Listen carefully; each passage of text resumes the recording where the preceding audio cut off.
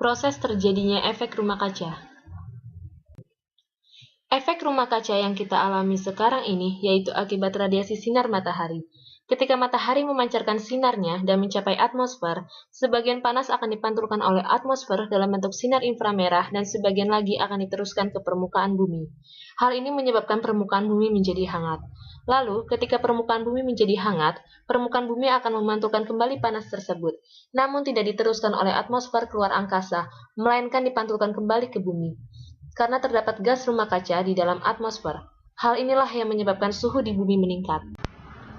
Sumber-sumber gas rumah kaca: asap kendaraan, asap pabrik, dan CFC pada pengharum ruangan.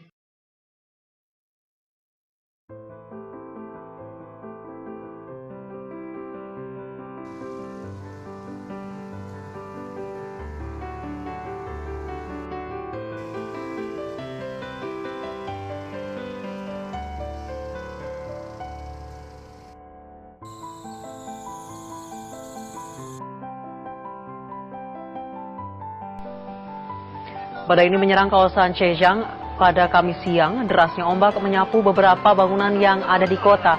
Badai ini seketika juga menyerang kawasan Hangzhou 1 jam setelah menyerang Zhejiang dan menciptakan ombak setinggi 7 meter yang langsung menyapu kota. Kencangnya angin memperparah keadaan, ombak yang dihasilkan menjadi semakin kencang dan menyisir jalanan di perkotaan. Belum ada korban jiwa yang dilaporkan oleh otoritas tempat, namun kerugian yang diciptakan akibat badai ini menimbulkan beberapa kerusakan di berbagai sektor kota dan seketika menghentikan aktivitas warga sehari-hari.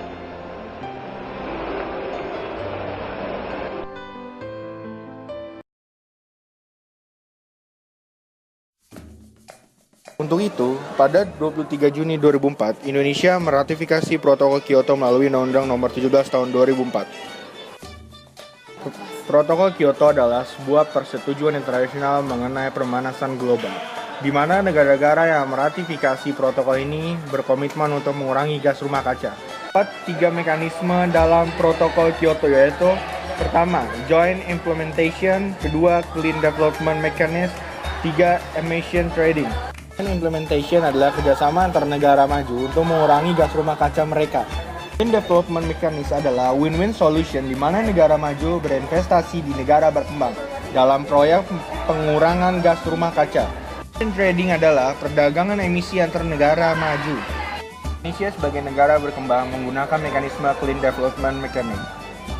Indonesia bekerjasama dengan Jepang membangun 5 proyek pembangkit listrik mikrohidro di Indonesia. Melalui kerjasama tersebut, Jepang membeli 30.000 ton karbon dioksida per tahun dari Indonesia. Sehingga, melalui kerjasama tersebut, Indonesia dan Jepang telah berhasil mencegah terlepasnya karbon dioksida. Melalui protokol Kyoto tersebut, Indonesia menjadi dipandang dalam hubungan internasional sebagai salah satu negara yang berpartisipasi dan berkomitmen menyelesaikan isu global.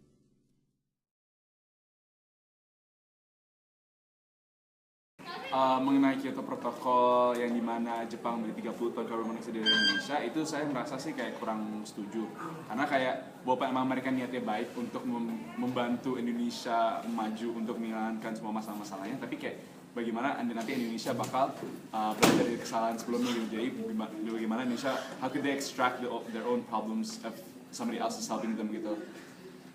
Ya saya merasa gitu aja sih. Setuju nggak setuju juga sih, soalnya dunia kan udah pemanasan global udah makin parah. Kalau misalnya adanya Kyoto Protokol itu bisa mengurangi pemanasan global, cuman nggak seluruhnya setuju juga karena itu membahayakan kan, itu racun terus bisa ngebahayain banyak orang. Jadi menurut saya